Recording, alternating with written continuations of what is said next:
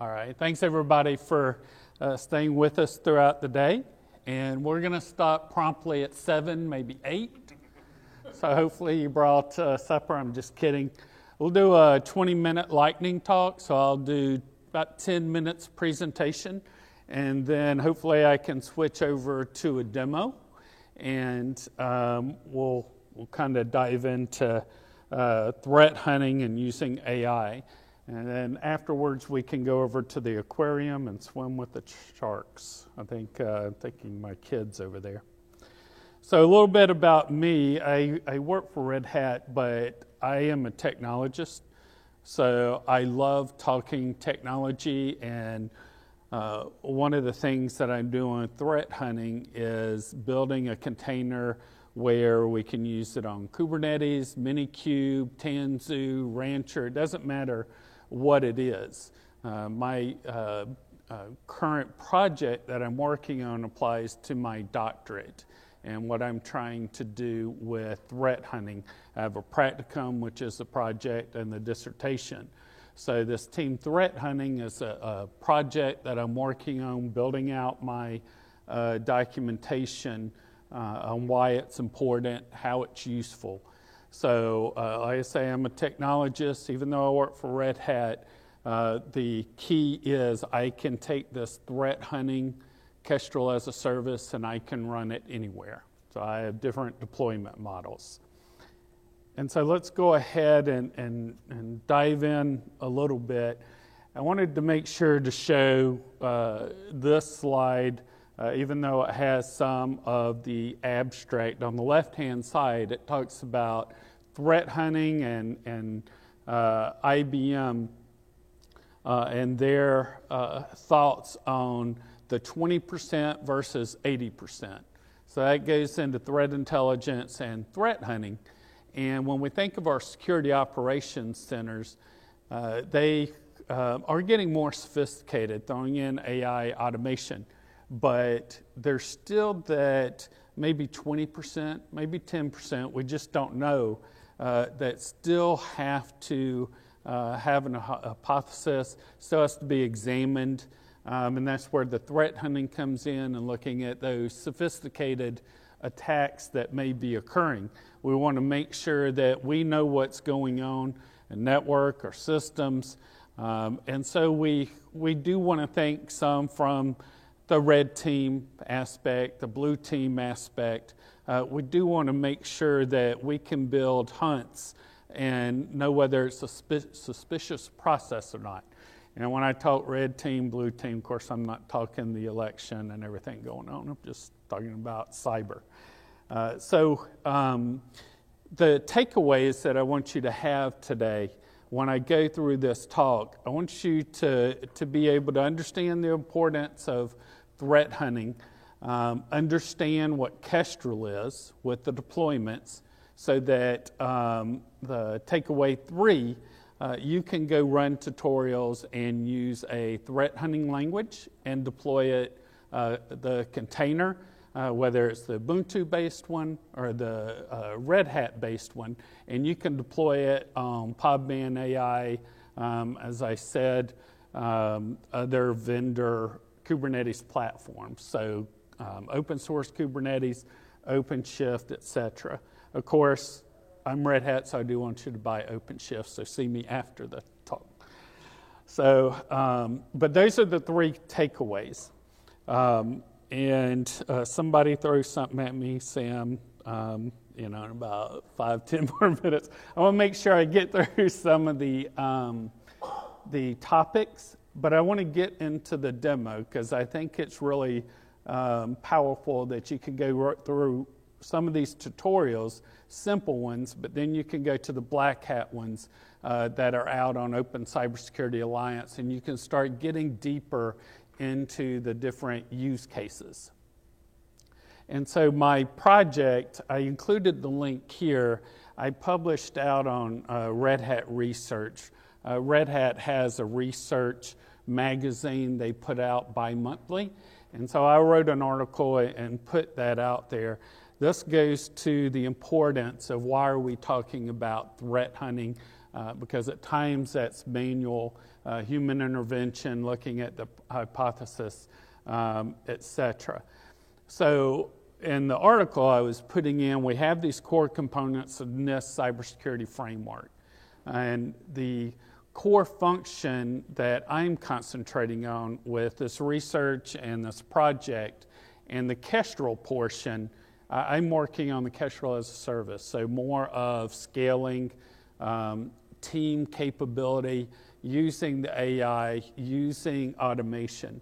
But the Kestrel project itself is used by Palo Alto, IBM, and some of their security products. So what I want to highlight here, though, when we talk about that mean time to detect, I find the incidents that are occurring. But if you look at that diagram on the right-hand side, of course, you see the percentage of the attacker and what may be occurring in minutes and hours, days, etc. But if you'll notice on the bottom, our defensive cyber operations, that may take an extended time to be able to find something going on.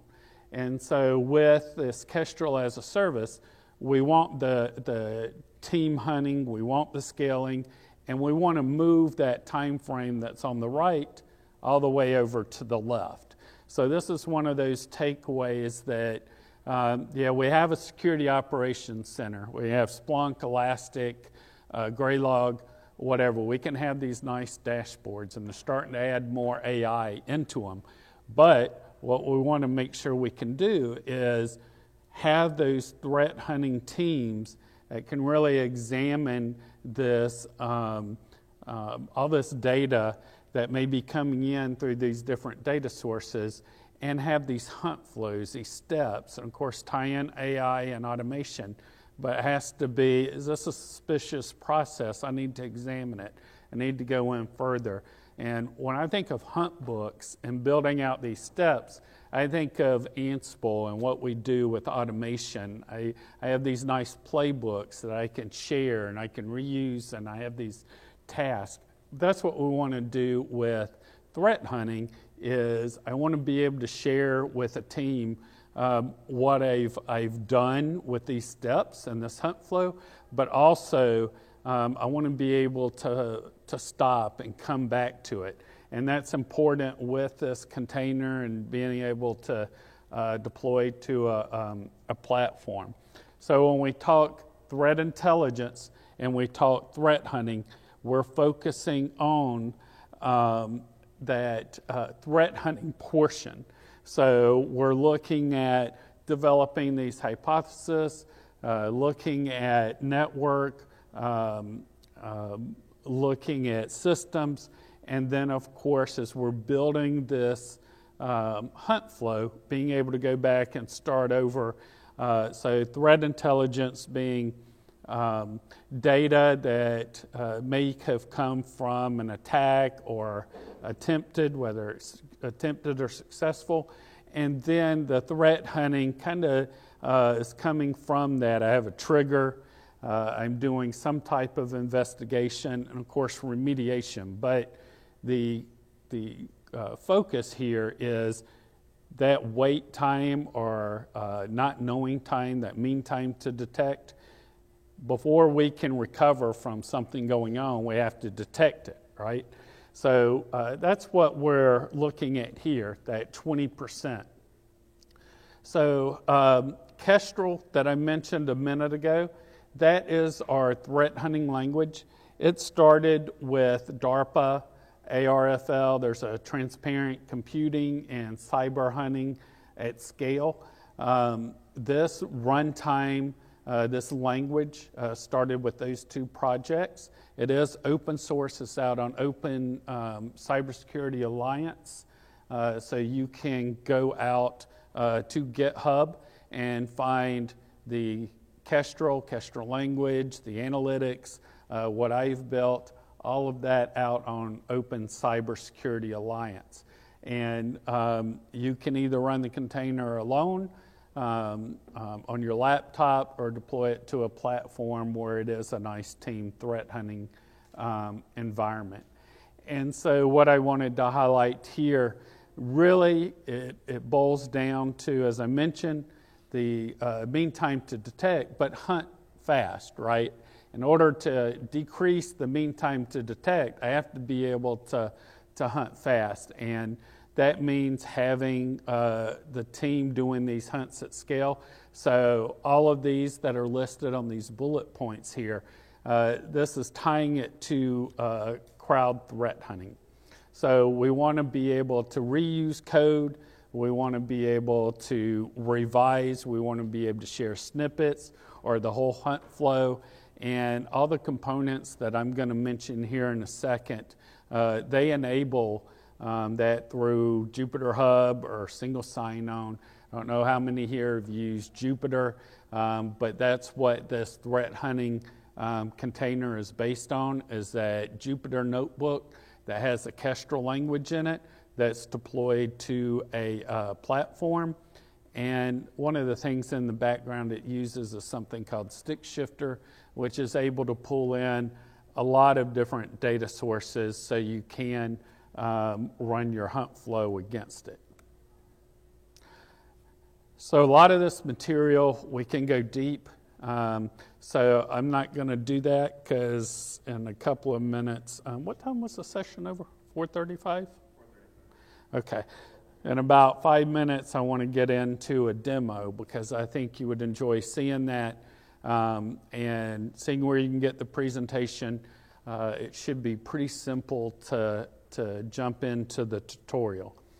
So what I wanted to highlight with this slide is at the top you have the threat hunter just building out the hunt book or the steps for the hunt flow and putting everything in for that hunt book to run it. And the runtime is what's picking up that hunt book and executing so that the threat hunters can concentrate on a language and let the runtime go and execute the code. So I'm not going to go through each of these concepts. As I said, we could dive deep. But when we go over to the demo, the tutorial, all of those are defined in the Hello World example. There's about 10, and I'm going to show you how this ties to AI as well. But the key here is I have these hunt flows, I have these steps, and I can tie them all together, and I can use them for a current hunt, or I can share them and use them in other hunts. And these steps, as I note here, originally the analytics would do some analysis and display, but now you can apply a analytics Python program that will communicate to ChatGPT, get a response back, and you can continue the hunt off of what ChatGPT responds, or you can even change that from using ChatGPT to using some open AI API, as long as it's OpenAI compatible. And so the components that I want to mention that are in this Kestrel as a service, so keep in mind Kestrel's the language and runtime. Kestrel as a service is the deployment of a lot of different components to a platform so that it can be run at scale.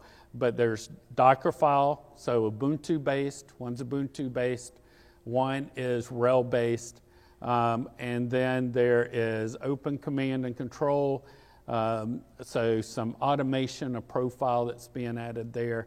The StickShifter, which is data sources, connection to a lot of data sources, so a data stream I can use in these threat hunts, and Jupyter Hub. So Jupyter Hub is very important in that it can spawn the Jupyter Notebook, and that's where the hunt is going to be built, and then it will be executed. But that allows the team to build projects, threat hunting projects, and share based on RBAC. And then you have some other things like Ansible, Keycloak, etc. So you can go read about these components more. This slide is probably the main one that I want you to take away from the deck, in that I have development on the right-hand side, and I can go to GitHub, Open Cybersecurity Alliance, everything I need to get started, the examples, the deployment scripts, everything's over in the repo. And like I said, there is a Ubuntu image, a RHEL image, and the main reason I had to do that is the Ubuntu image easily deploys into open source Kubernetes, into Minikube, into Podman or Docker. The OpenShift one is based on a data science image, and I did that because of some of the core components that had to be in the image. So on the left-hand side, it goes from a developer. I'm going to go spin up an image, and I'm going to build out a hunt book, or I want to test with a small team. I can use Minikube, Helm, and then, of course, if I want it enterprise, the full Kubernetes cluster, or OpenShift, or I can use another vendor's platform, but we don't want to do that, right? So either way.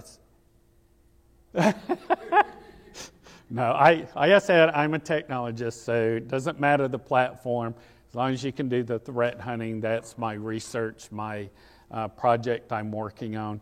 Take that container, run it wherever you want. The key is the scale. Spawn the containers where a team can use it, where it can be started, stopped. I can share the steps, the whole flow, so forth. So that's what's important to me. So what you see on this, thank you. This slide, this walks through deploying to Podman desktop, as well as you can do something similar with Docker. And then this is, I have all the playbooks to go deploy to Minikube, as well as Kubernetes. And then I'm going to show you OpenShift. The key with the integration is there's an apply command with Kestrel, and I can call the Python program that will communicate with OpenAI API and send an input and get an output and continue on the hunt flow. So this is an example of the suspicious process. I'm going to show you real quickly. I can go analyze suspicious processes, use ChatGPT, use that as a step in my hunt book. And so this is the second part of that analytics Python code. So I'm going to keep going because I want to show some of this.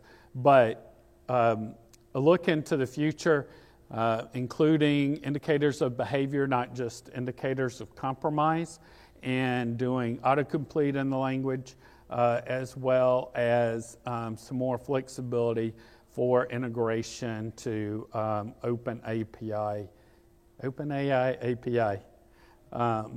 And so if you want to get involved, if you go to Open Cybersecurity Alliance, there's indicators of behavior, there is Stick Shifter, there is Kestrel language, there's Kestrel as a service. So all that's open source. You're welcome to go and contribute. So now that we have 5-ish minutes, of course we could take longer if you want, but 5-ish minutes. This lists the repos. I'm going to show you Podman real quick and then OpenShift if it's still up. But you're welcome to email me, send me a message if there's anything you have trouble with. Or if you'd like me to offline or a meeting, explain how you can get it running. So we're going to try and do this demo real quick to show you. Yes, please. Please work. If not, just take my word for it, right? No. Yeah. Localhost always works, right? Localized. All right, so is everybody seeing my screen? Yay, okay. So this is an example of a developer. I just want to go into Podman desktop. I want to go over and link to a registry. You'll notice Docker Hub. I can connect to the registry, and then when I build my image, you'll notice it's at docker.io/kpeople/cas-baseline. I can go ahead and add the image and then start the container. And if mine is still running, it is, and it is here. So when I start that container, it's already gone by, but at the top it has the token and the URL to get into it. So let's come over here to my eyes. Okay, here. So when I sign on to it, I have some Jupyter notebooks that are up, but the key is, you'll notice it has Kestrel there. That's because that Jupyter notebook is available and can spawn. And when I go into here, it's those 9 tutorials are available. And then I can go in, I mentioned, here's those terms. And then I can go down and I can hit the play button up here. It runs a cell and it'll give the output like it is here. But the main one I want to show you real quick is this code here. So it's going and getting a data stream, and it's applying this that analytics Python code. And this is the prompt it's sending to ChatGPT. And then this is the answer that's coming back and saying, here's my top 10 suspicious processes from that data stream. And now I can build my hunt steps to run something else, go to a next step, go to a next hunt flow. So remember, we're building hunt books, we're building out these steps. And when we look at these tutorials like Hello World, they get progressively more complicated.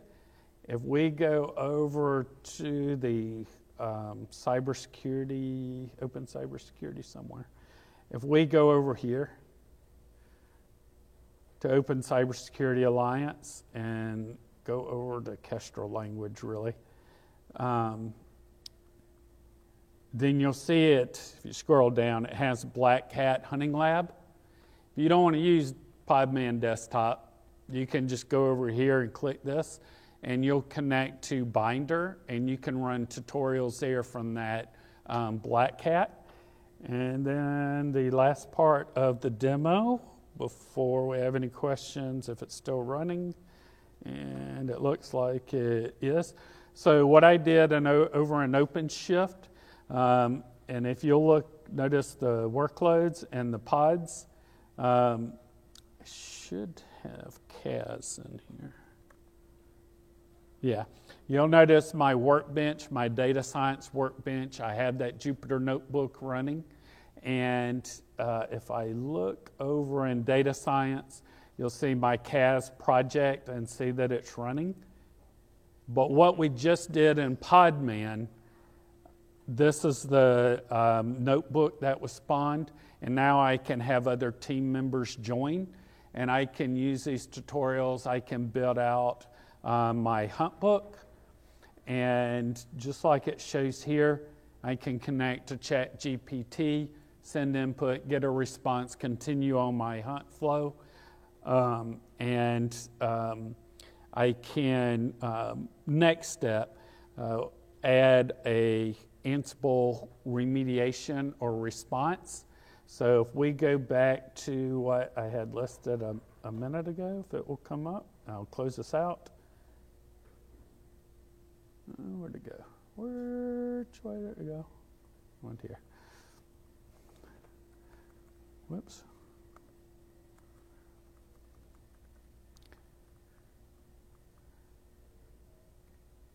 We come back over here, the Core function, we were concentrating on mean time to detect. So everything I was doing in that hunt flow, this should help move the needle on the right-hand diagram at the bottom right to the left. So what I'm going to do right now, because I'd love to keep talking, and remember, if you go try this screen is what you should be coming up to. But I'm going to stop right there because I could talk for a long time. I love technology. But let's come here in the -1 minute that we have. Are there any questions? Oh, yes, absolutely. I think did you mention Elastic earlier at all? Yes, so Splunk, Elastic, Graylog, any of the... OpenSearch, does that work with OpenSearch as well? So when I was mentioning that, hopefully, and I know I was talking fast, when I was mentioning that earlier, when we think of 80%, a lot of those tools in the Security Operations Center, they have known baselines. They have that threat intelligence of what's occurred in other attacks already, whether they were attempted or successful. This whole project, this whole threat hunting, Kestrel as a service, that's trying to target the other portion. So this is more unrelated, or I shouldn't say unrelated. This is that 20% that is probably not going to be found in something like Elastic or Splunk, right? It's grabbing that data. And of course, those are getting more complex or more advanced with AI and all. But this has a little bit of human intervention because I'm looking at this data, I'm trying to do this hunt flow, I see something suspicious, and that's an entity, right, a suspicious process. So I'm trying to determine, is that a suspicious process or not? And am I currently have an incident? And what are the steps the attacker went through to get to that? So that 80%, there may be tools that are already in use. This tool is more of that percentage that are just unknown. We don't know if it's 20%, but it's that portion that is unrelated, I shouldn't say, that portion that we may not have threat intelligence on. We're doing an examination and diving more into it. So hopefully that helps. No. All right. So that's it. Thank you.